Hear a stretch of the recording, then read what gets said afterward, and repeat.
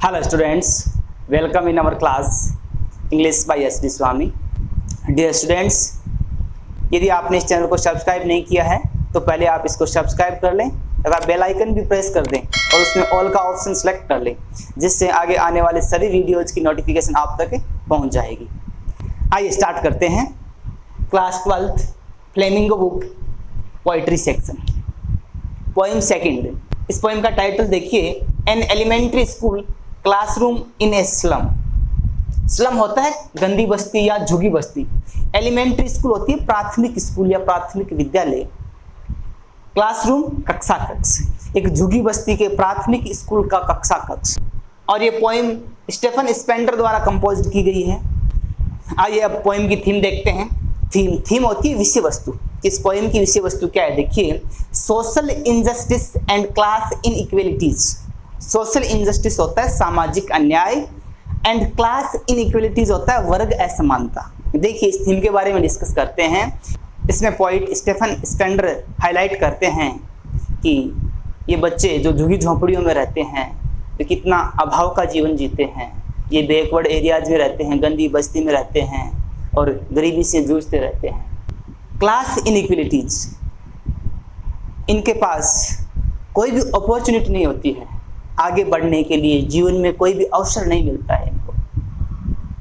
और इस पोएम के माध्यम से स्टेफन स्पेंडर हैं वो इन बच्चों की सिचुएशन के बारे में बताते हैं। जो स्लम में बच्चे रहते हैं, बैकवर्ड एरियाज में जो बच्चे रहते हैं, उनकी पोजीशन क्या होती है, उनकी स्थिति क्या होती है, उसके बारे में बताते हैं। और इस पोएम से पॉइंट ये भी बताते हैं कि हमारे सराउंडिंग्स में भी, हमारे आसपास भी ऐसे कई बच्चे हैं जो इस प्रकार का जीवन यापन करते हैं, उन्हें आगे बढ़ने के लिए ऐसा कोई अवसर नहीं मिलता है।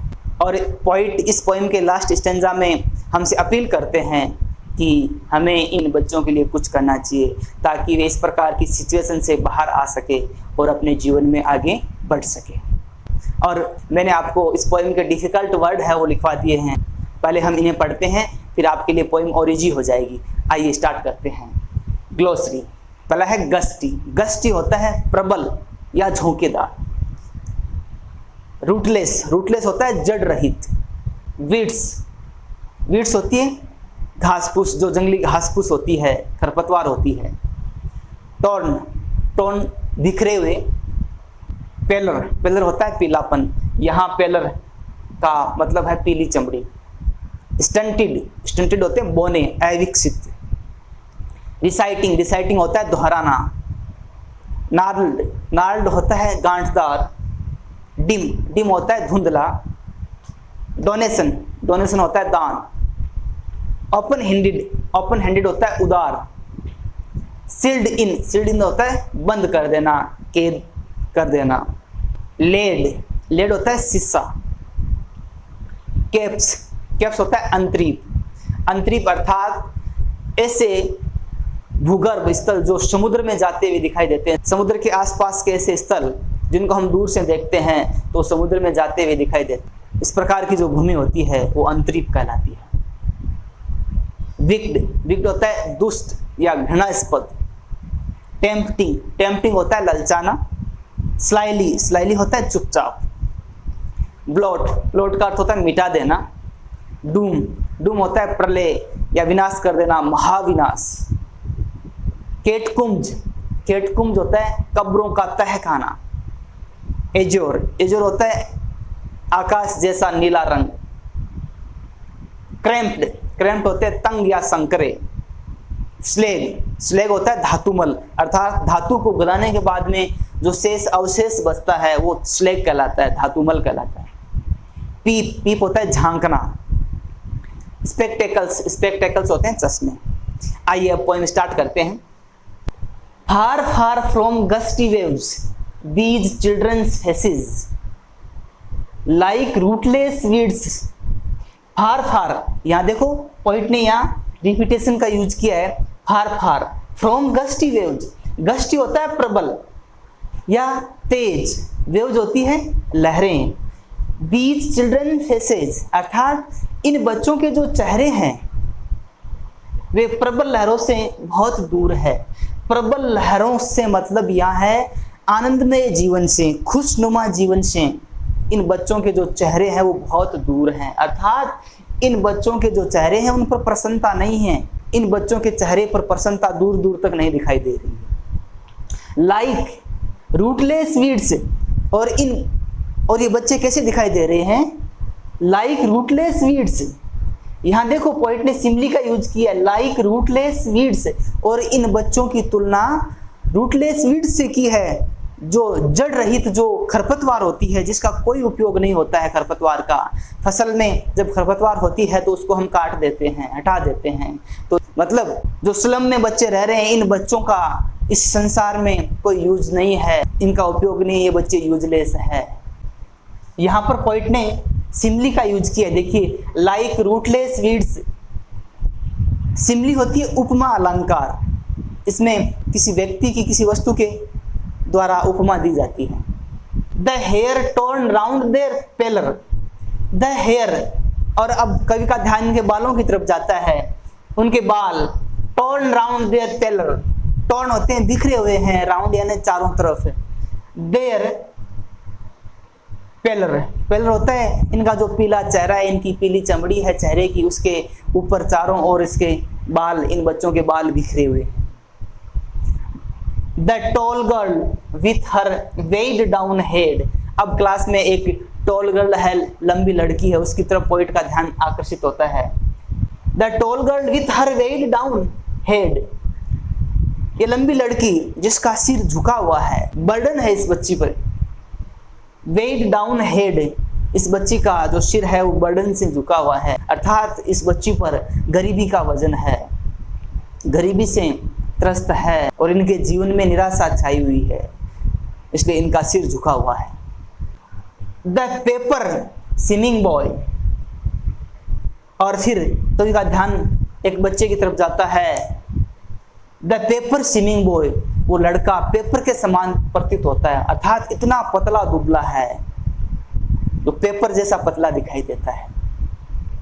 विथ रेड्स आइज, और उसकी आंखें हैं जिसकी तुलना कवि ने चूहे की आंखों से की है, अर्थात चूहे की आंखें कभी भी स्थिर नहीं रहती है। उस प्रकार से उसके मन में कई भावनाएं हैं, कई स्वप्न है, और उनकी आंखें, उस बच्चे की आंखें हैं वो स्थिर नहीं है। द स्टंटेड, और वो बच्चा बोना है, अविकसित है, क्योंकि ये बच्चे कुपोषण के शिकार हैं, कुपोषित बच्चे हैं। मेल नरिश्ड हैं, मेल नरिश्ड होता है कुपोषित होना। अनलकी एयर, और एक अभागा उत्तराधिकारी है, अनलकी होता है दुर्भाग्यशाली या अभागा, एयर होता है उत्तराधिकारी। ऑफ ट्विस्टेड बोन्स, और जिसकी हड्डियां मुड़ी हुई है, ट्विस्टेड होता है मुड़ा हुआ, बोन्स होती है हड्डियां। रिसाइटिंग ए फादर्स नाल्ड डिजीज, और इसे विरासत में अपने पिताजी की एक जो ग्रंथि युक्त गांठदार जो डिजीज है, बीमारी है, वो इसे विरासत में मिली है, जिसको वो दोहरा रहा है। नाल्ड डिजीज, नाल्ड होता है गांठदार, अर्थात उसको आनुवांशिक बीमारी है। आनुवांशिक बीमारी ऐसी होती है जो पीढ़ी दर पीढ़ी चलती रहती है। His lesson from his desk, और अपनी डेस्क से अपने पाठ का दोहरान कर रहा है। रिसाइटिंग क्या होता है? दोहरान करना। At back of the dim class one unnoted, class में रोशनी बहुत कम है, धुंधलापन छाया हुआ है। यहाँ डिम से मतलब है, यहाँ डिम का मतलब है कि इनके जीवन में अंधकार छाया हुआ है इन बच्चों के, क्योंकि इन बच्चों को आगे बढ़ने का कोई अवसर नहीं मिल रहा है। At back of the dim class one unnoted, एक ऐसा बच्चा है जिस पर किसी का ध्यान नहीं है, अनदेखा बच्चा है। अननोटेड होता है ध्यान नहीं देना। स्वीट एंड यंग, बहुत ही मधुर और युवा छोटा सा बच्चा है। His eyes live in a dream of squirrels game, और उसकी आंखों में स्वप्न छाया हुआ है, वो बाहर की दुनिया का स्वप्न देखता है। His eyes live in a dream of squirrels game, और वो एक गिलहरी के खेल का स्वप्न देख रहा है। गिलहरी जो पेड़ों पे चढ़ती रहती है, उतरती रहती है, वो चंचल होती है, उसी प्रकार से उसका मन चंचल है और वो अपने मन में कई सपने संजोए हुए हैं। इन द एंट्री रूम, और गिलहरी जो पेड़ों पर अपना रूम बनाती है, अपना आशियाना बनाती है और वहाँ उछल कूद करती रहती है। अदर देन दिस, और इस रूम से बाहर गिलहरी का जिस प्रकार से आशियाना होता है, वैसे ही इस लड़के का मन है, क्लास में नहीं है, क्लास से बाहर है, गिलहरी के खेल में इसका मन है और उसी खेल का वो स्वप्न भी देख रहा है। तो ये हमने इस पोएम का स्टेंजा पढ़ा। इसमें पोइट ने इन बच्चों की अपीयरेंस के बारे में बताया कि ये बच्चे किस प्रकार दिखाई देते हैं। आइए पढ़ते हैं second stanza. Stanza second. On Sawar cream walls donations Shakespeare's head. On Sawar cream walls, Sawar cream खट्टी क्रीम जो एकदम पीली हो जाती है, उन दीवारों का रंग एकदम भद्दा रंग है, पीला उड़ा हुआ रंग दिखाई देता है। और उस क्लासरूम की जो दीवारें हैं उनकी तुलना कवि ने सावर क्रीम से की है। खट्टी क्रीम जो जिसका पीलापन होता है, तो इन क्लासरूम में अंदर जो वॉल्स है, दीवारें हैं, उनका रंग उड़ा हुआ है, भद्दा पीला रंग है। डोनेशंस शेक्सपियर्स हेड, और उस क्लास में कई ऐसी चीजें हैं जो दान में मिली हुई है, उपहार में मिली हुई है। शेक्सपियर्स हेड, उसमें एक शेक्सपियर जो इंग्लिश का फेमस राइटर है, उसका चित्र लगा हुआ है।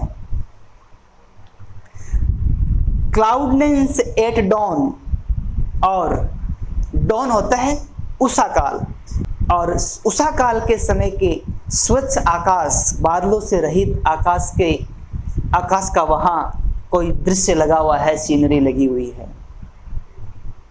Civilised dome riding all cities. Civilised होते हैं सभ्य, डोम होते हैं गुंबद, जो बड़े शहरों में, सभ्य शहरों में सभ्यता के गुंबद होते हैं, उस प्रकार के चित्र उस क्लास में लगे हुए हैं। बेल्ड घंटियां, घंटियों का चित्र उस क्लास में लगा हुआ है। फ्लावरी फूलों के चित्र वहां लगे हुए हैं। टायरोलिस वैली, टायरोलिस घाटी जो बहुत सुंदर घाटी है, उसका चित्र वहां लगा हुआ है। टायरोलिस वेस्टर्न ऑस्ट्रिया में एक बहुत ही सुंदर घाटी है, उसका यहाँ पोइट ने वर्णन किया है, टायरोलिस वैली का। लेकिन इस प्रकार के चित्र, इस प्रकार की घाटी इनके जीवन से बहुत दूर है, ये बच्चे उनका आनंद कभी नहीं ले सकते हैं। Open handed map avoiding the word it's word, और ओपन हैंडेड उदार, किसी ने दान में उदारता से एक मानचित्र लगा रखा है जो संसार की सारी वस्तुएं उसमें दिखा रहा है, पूरे संसार को दिखा रहा है। एंड येट, और फिर भी for these children these windows not this map, लेकिन इन बच्चों के लिए मैप किसी काम का नहीं है, क्योंकि इन बच्चों की क्लास में जो चित्र लगा रखा है, शेक्सपियर का चित्र लगा रखा है, आकाश की, स्वच्छ आकाश की जो सीनरी लगा रखी है, घंटियों की सीनरी लगा रखी है, गुंबदों की जो सीनरी लगा रखी है, चित्र लगा रखे हैं, फूलों की घाटी की जो सीनरी लगा रखी है, ये इन बच्चों के जीवन से बहुत ज़्यादा दूर है, क्योंकि ये इनका आनंद कभी नहीं ले सकते हैं। And yet for these children these windows not this way, इन बच्चों के लिए ये जो क्लास में मैप लगा रखे हैं, संसार का जो नक्शा लगा रखा है, और ये जो चित्र लगा रखे हैं शेक्सपियर के, घंटियों के, फूलों के और स्वच्छ आकाश के और गुंबदों के चित्र लगा रखे हैं, इनसे इनका कोई लेना देना नहीं है, क्योंकि ये इनको प्राप्ति नहीं कर सकते, ये इनका आनंद भी नहीं ले सकते, तो इन बच्चों के लिए इनका कोई मतलब नहीं है। दीज विंडोज, इन बच्चों के लिए तो ये क्लास की जो खिड़कियां है यही इनका संसार है। इन्हीं में से ये बाहर देखते रहते हैं, बाहर का जो वातावरण है उसको देखते रहते हैं। ये मेप, ये घाटियां, ये जो सुंदर सुंदर चित्र है, ये इनके जीवन का हिस्सा नहीं है। आगे देखिए,